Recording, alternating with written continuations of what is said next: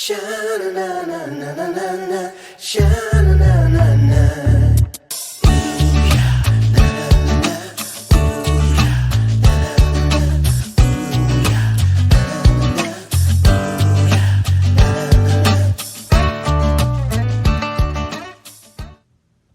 Hey friends, I'm doing a tutorial video today for an Olympia SM7.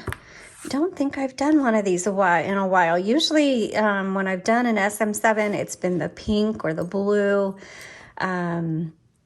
Today it's the white, and obviously they operate all the same. It doesn't matter what color you have. This one that I have here is specifically a 1963. But the SM7, I think that's one of the last years that they did the SM7. So they can be earlier than that. But I wanted to do a tutorial video because I hadn't typed on one in a while. And I just did a demo video, and this was really such a pleasure to use. And looks very much like the SM9.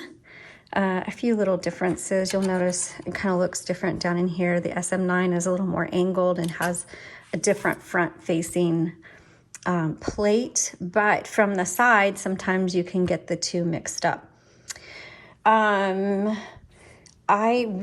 This is, if you are like a very pensive writer, or you like to get really focused in your writing, this is one of those models that I would recommend.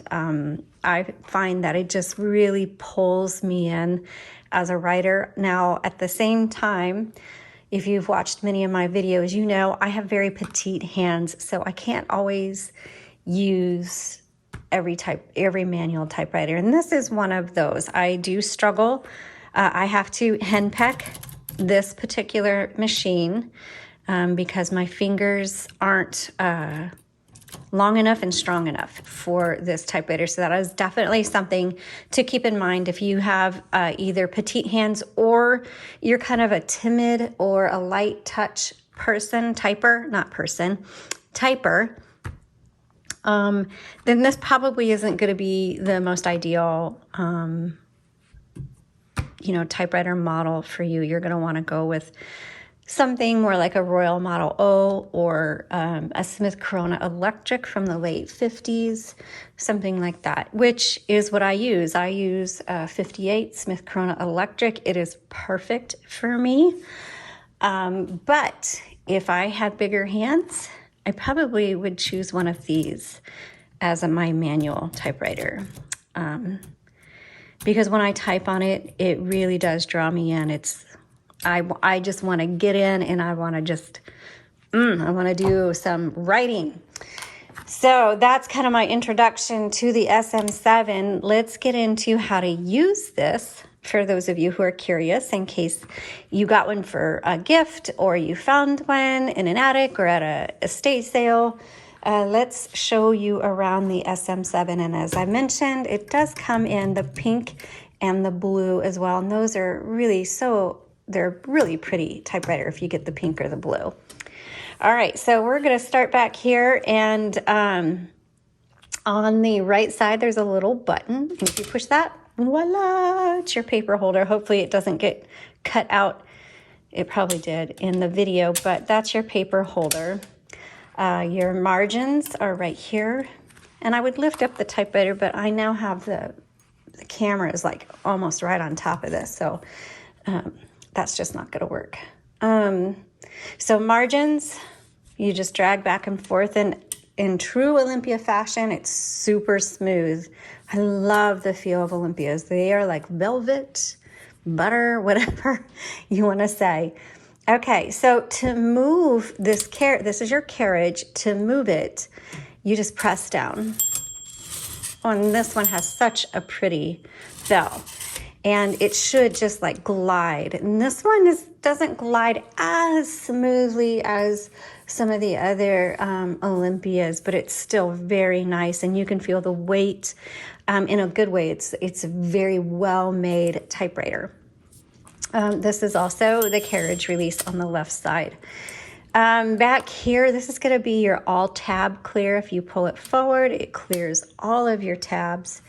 And to set, your tabs are going to be down here. We'll do that here in a moment. Let's go over here. This is going to be your paper release. So let's load a piece of paper. I'm just going to go ahead and use this paper that I used for the demo video. I'm going to bring in these a little bit.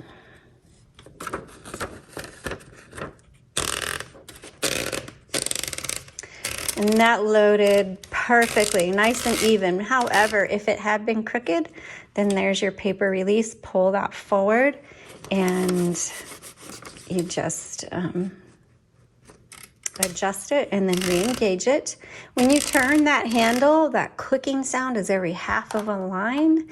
And when you hit the return handle, that's either going to advance, depending on where you have it set. This is your line selector. 1, 2, or 3.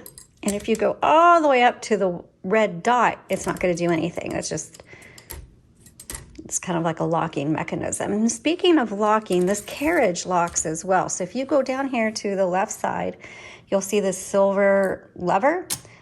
Lift that up and kind of tap your carriage and you'll feel it lock in. And then if you try to release it, that carriage isn't going to go anywhere. Carriage lock is good to have on if you're going to be moving it around or you're not using it. So, and then to release it, you press it down. So if you just purchased one or you just found one and you can't figure out why your carriage isn't moving, most likely it's locked. So check your carriage lock right here. Okay, so we did the paper release. This is your carriage release. This is your tab clear. You have your line selector, your return handle, which advances a line plus takes you back to the beginning of the line. And then over here, it's opposite on most other typewriter models, but on this one, you'll see a button. Oh, wait, it's not doing it. Maybe not. I thought this was going to release the roller. No, it's not. Okay. Oh, yes, it is. I just didn't press it hard enough. I was like, wait a second, I'm pretty sure. So on the right side, you just have to press it pretty hard. This, like I told you, when you turn it, it clicks half a line and then you have your line selector. But if you want, it's not lining up just right, you can press in. This allows you to do some variable spacing or alignment, variable alignment, and you can put it right where you want and then release it. I just wasn't pressing hard enough on that. Okay, I am going to move the carriage to the left because I want to take this cover off so we can look at where the ribbon is. And I just don't want it to hit the handle to hit my cover. So what I do to take the cover off of this, I usually put my thumbs right here. You'll have this area. It's kind of bumpy right there. And I just pull up. I put my thumbs there and pull up and then out.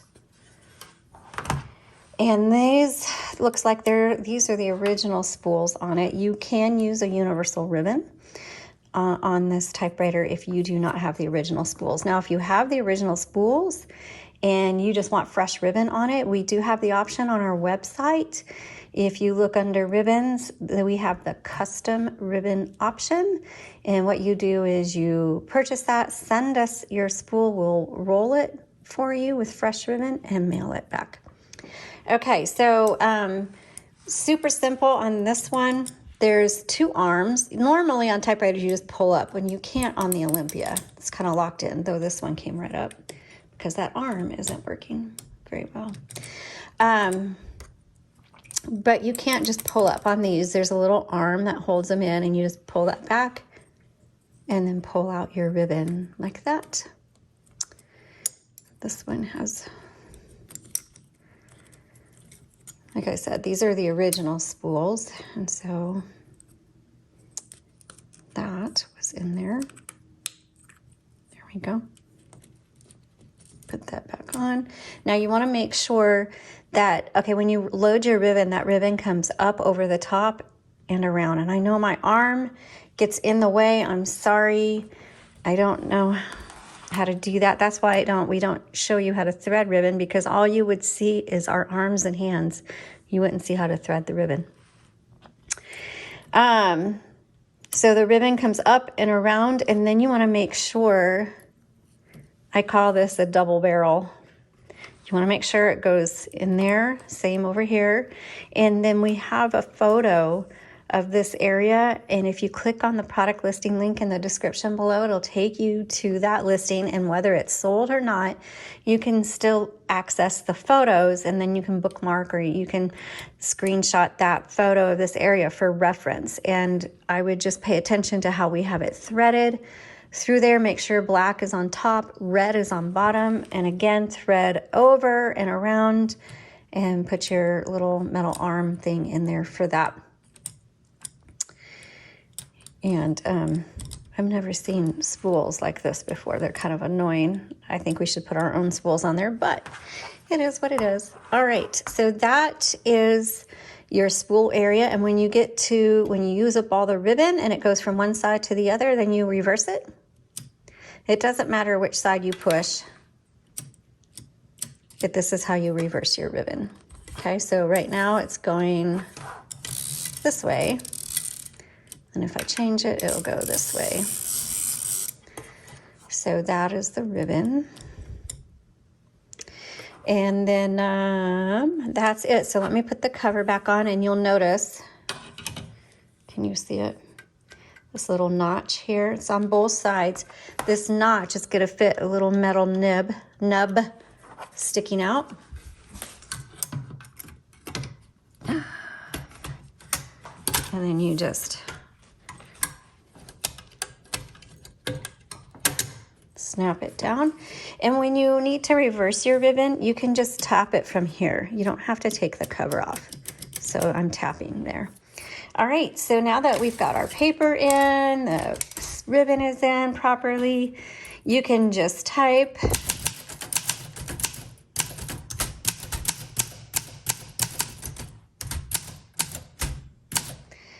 And let's check our backspace. This arrow is backspace. Remember, backspace does not erase. We have our tabs, which we already did the all clear. So this should go all the way across, which it does. So to set a tab, we'll move it to where we want it. Let's set one right here. We'll hit set right down here on the right side, on the other side of the space bar. And let's see if that, there's my tab. If you want to clear it, clear is on the left side, and it's clear. So that's how you do your tabs. Space bar, your shift key, either side shifts, but there's only one side that does shift lock, and that's the small button. To release it, you hit the big button and it releases it. Also, you'll notice I'm getting ink on here, and that's because when you do your ribbon, it's messy, so you may want to put gloves or at least go wash your hands afterwards. Over here on the right side is your color selector. Black is on top, red is on bottom. You'll see a little white button or color block. That is stencil. Your typewriter is not going to type. Now I'm hitting the K, but it's not imprinting, so don't panic or pass out or anything like that. It's just on the stencil settings. You need to make sure you get it firmly on one of the colors, and there you go. There's your K. Kick. All right. Then margin rate. Let's talk margin release. Let's come over here. So when you set your margins up here, that bell is like, hey, you are at the end of your margin. I'm gonna stop soon. So let's practice. Let's talk. Oh, there's my bell. Margin. Now it's stopped. It's not going to let me finish. But I'm in the middle of a word, and I really want to finish my word. You just tap MR for margin release. Finish your word. Hit your return handle, and all is well in this world, okay? Maybe not in the world, but all is well on your paper. So that's how you use the SM7. You heard my opinion of the SM7 at the beginning. If you are an active writer, if you are a pensive writer, and you've got strong fingers, this is an ideal typewriter for you.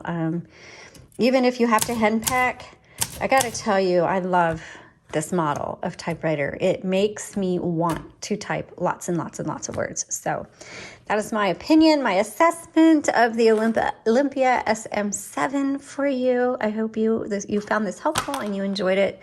You all have a blessed day.